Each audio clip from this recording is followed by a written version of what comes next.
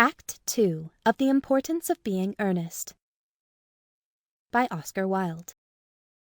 Oh, it is strange he never mentioned to me that he had a ward. How secretive of him! He grows more interesting hourly.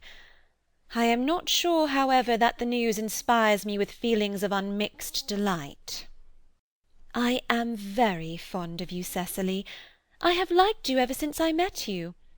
But I am bound to state that now I know you are Mr. Worthing's ward, I cannot help expressing a wish you were, well, just a little older than you seem to be, and not quite so very alluring in appearance. In fact, if I may speak candidly— Pray do. I think that whenever one has anything unpleasant to say, one should always be quite candid. Well, to speak with perfect candour, Cecily, I wish that you were fully 42 and more than usually plain for your age. Ernest has a strong, upright nature. He is the very soul of truth and honour. Disloyalty would be as impossible to him as deception. But even men of the noblest possible moral character are extremely susceptible to the influence of the physical charms of others. Modern, no less than ancient history supplies us with many most painful examples of what I refer to. If it were not so, indeed, history would be quite unreadable. I beg your pardon, Gwendolen. Did you say Ernest? Yes.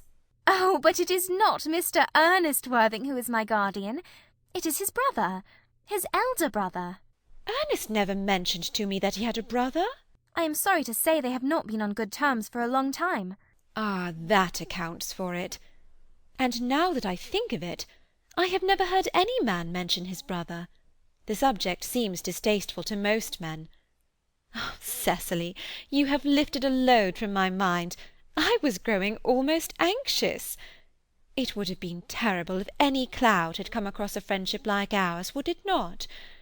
Of course, you are quite sure that it is not Mr. Ernest Worthing who is your guardian?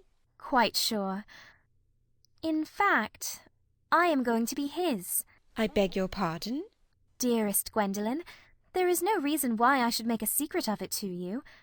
Our little county newspaper is sure to chronicle the fact next week.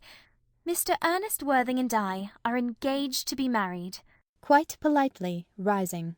My darling Cecily, I think there must be some slight error. Mr. Ernest Worthing is engaged to me. The announcement will appear in the Morning Post on Saturday at the latest. Very politely, rising.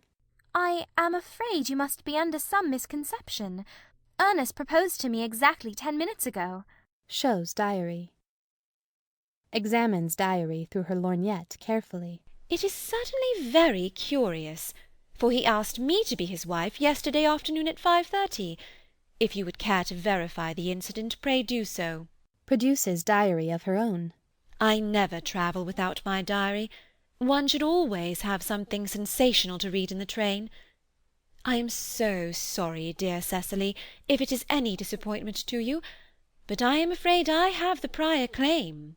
It would distress me more than I can tell you, dear Gwendolen, if it caused you any mental or physical anguish, but I feel bound to point out that since Ernest proposed to you, he clearly has changed his mind.